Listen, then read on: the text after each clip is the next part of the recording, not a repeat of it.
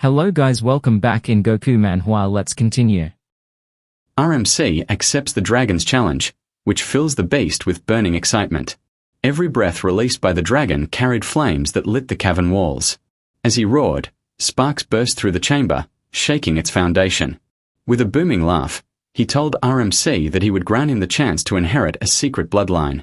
"How about I bestow this upon you?" Hearing this, RMC does not appear eager.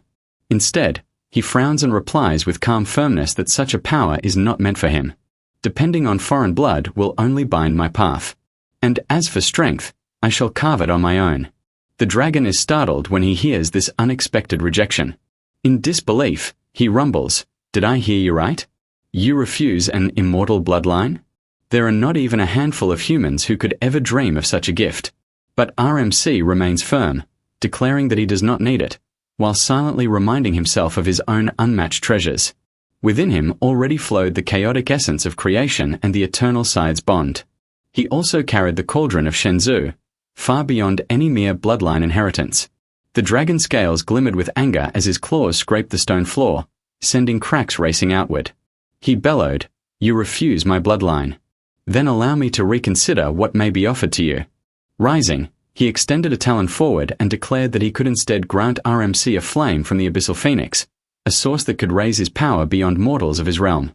Yet when hearing this rare gift, RMC only smiled lightly and shook his head. He calmly explained that long ago, during his second awakening, his teacher had already secured the flame for him. The dragon stepped closer, his enormous form blotting out the cavern's light. He inhaled deeply, confirming the faint trace of phoenix fire within RMC. His eyes narrowed as he admitted that the youth's master must be a frightening figure indeed. Still, since none of his offerings had been accepted, the dragon began to brood restlessly, muttering aloud what else he could present. His mind churned with possibilities, but his certainty wavered. Restless thoughts clouded the ancient beast's head, twisting around themselves until he grew frustrated.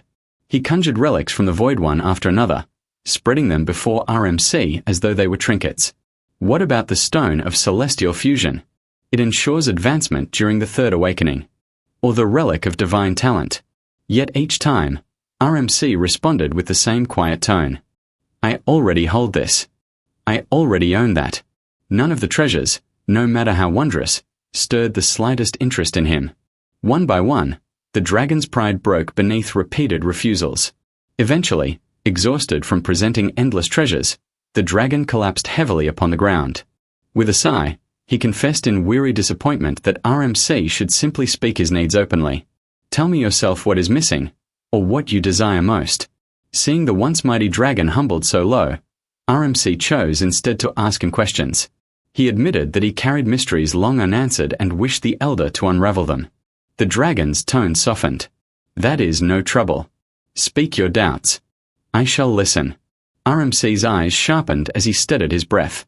Since the dragon agreed, he asked what had weighed on him the longest. "I once journeyed into the corpse realm where a plague of endless death spreads through its air. Can such venom ever be counted?"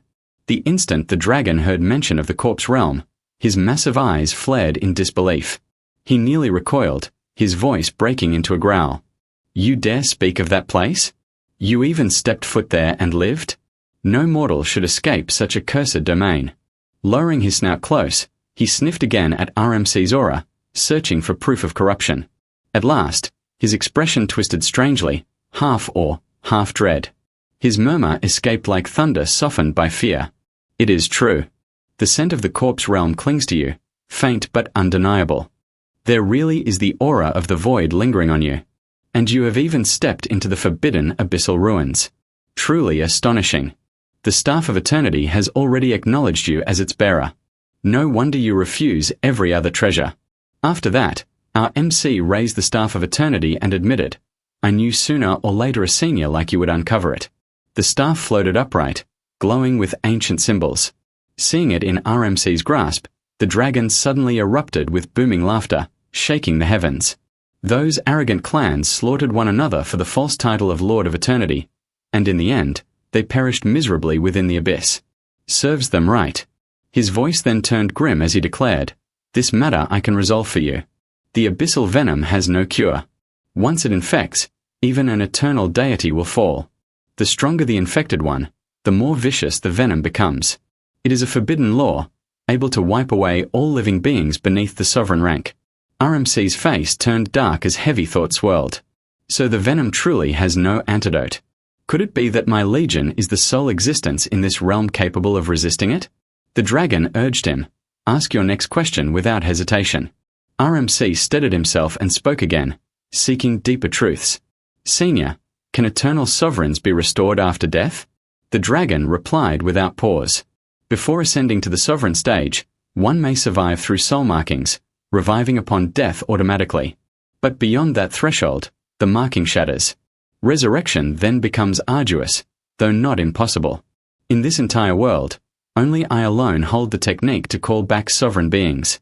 For instance, that human expert of level 98, the one who walked half a step into divinity, Yun Mo. Hearing this, RMC's body trembled in disbelief. A sheen of sweat rolled down his brow as his thoughts grew heavy. Could it be, then, that the agreement between the God Yi and this ancient dragon was centered on resurrection itself? After lingering in silence, he raised another question. Senior, the void-born titans wandering the shattered realms, can they be slain? The dragon's eyes widened. Child, you even know of the shattered realms? How many hidden domains have your steps touched? Our MC answered without hesitation. During my second awakening trial, I ventured there and even crossed paths with a Titan King. The dragon's gaze deepened as he studied him carefully. Your teacher must carry unfathomable courage, and his strength is not ordinary either, to have preserved your life under the Titan King's shadow. He then explained with measured tone. Of course, void-born titans can be slain, but only if the purity of your essence reaches the required threshold. His words pressed down on RMC like a mountain, tightening his chest. Purity. Even Teacher Beishan, already standing at level 95, lacked such clarity of essence. What level of purity could meet that impossible demand?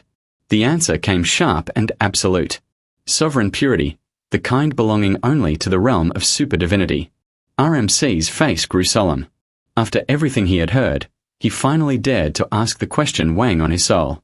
Senior, how can one ascend to the rank of super divinity? The dragon's expression flickered with surprise as he regarded the young man. You speak of super divinity already? You are but level 50, yet your ambition climbs higher than mountains. Think well before you press further. If I answer this, no other question shall be resolved. The weight of the warning filled the cavern. RMC clenched his fists, but with respect, he replied firmly. Only this question matters. Senior, please grant me this knowledge so I may know the path I must tread. Hearing the earnest plea, the dragon's features hardened, and his voice took on a grave tone. Since your determination burns so fiercely, then I shall speak. After reaching level 99, 3 paths open towards super divinity. The first is the most direct. Gather supreme materials and construct a formation of ascension, using it to pierce through the boundary.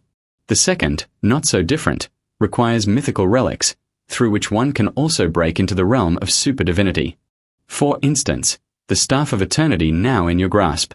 The third path, and the hardest by far, is to comprehend every law to its utmost end and simultaneously elevate one attribute beyond 10 million. Only then can one ascend to super divinity. Hearing these methods, our MC felt his chest tighten, unease stirring inside him. He immediately asked, Senior, is there a difference among the 3 kinds of ascendants? The dragon erupted into deep laughter, his mighty voice shaking the cavern walls.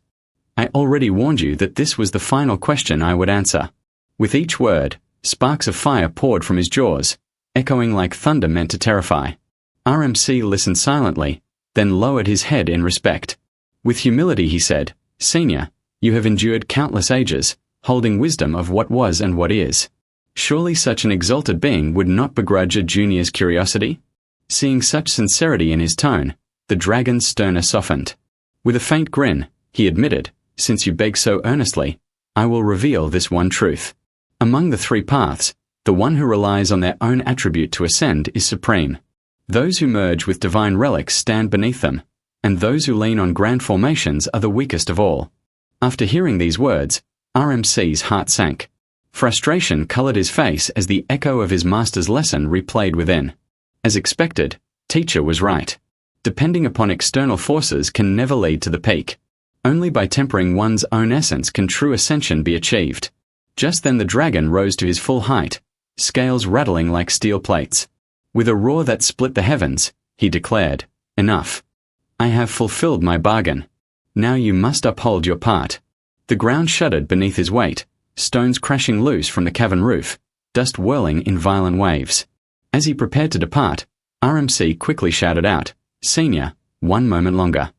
I have one final plea." The instant those words reached him, the dragon's eyes flared like burning suns.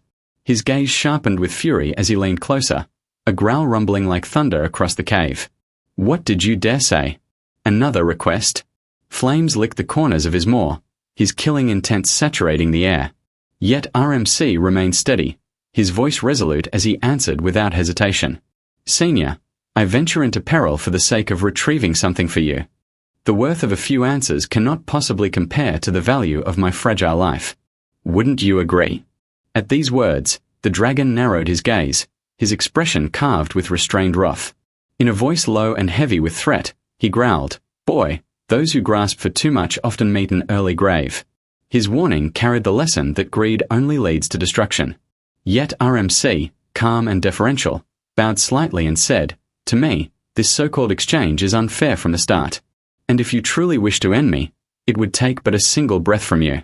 Hearing his tone, the dragon's fury settled, replaced with a sharp edge of curiosity. "Then speak," he replied, his voice steady but commanding. "Tell me, what is it that you wish from me?" With resolve, RMC voiced his request. "Senior, once I retrieve the relic from the Thunder Burial Canyon, I hope you can grant me some rare resources I can actually use.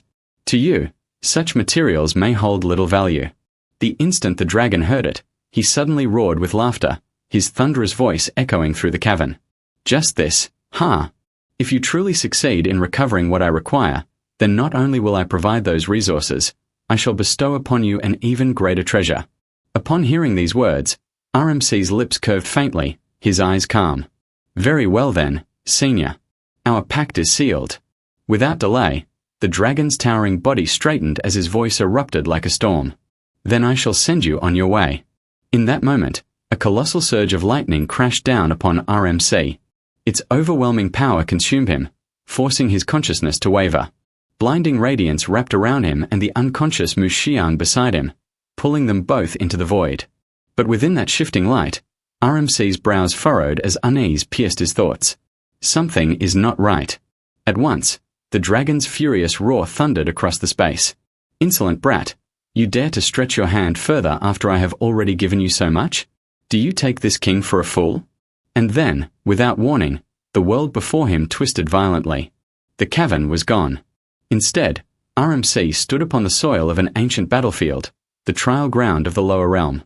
The instant his feet touched the broken earth, RMC's eyes widened in disbelief. "This place," he muttered under his breath, "this is the lower realm." All around him loomed ruins steeped in forgotten power, shadows of trials long abandoned.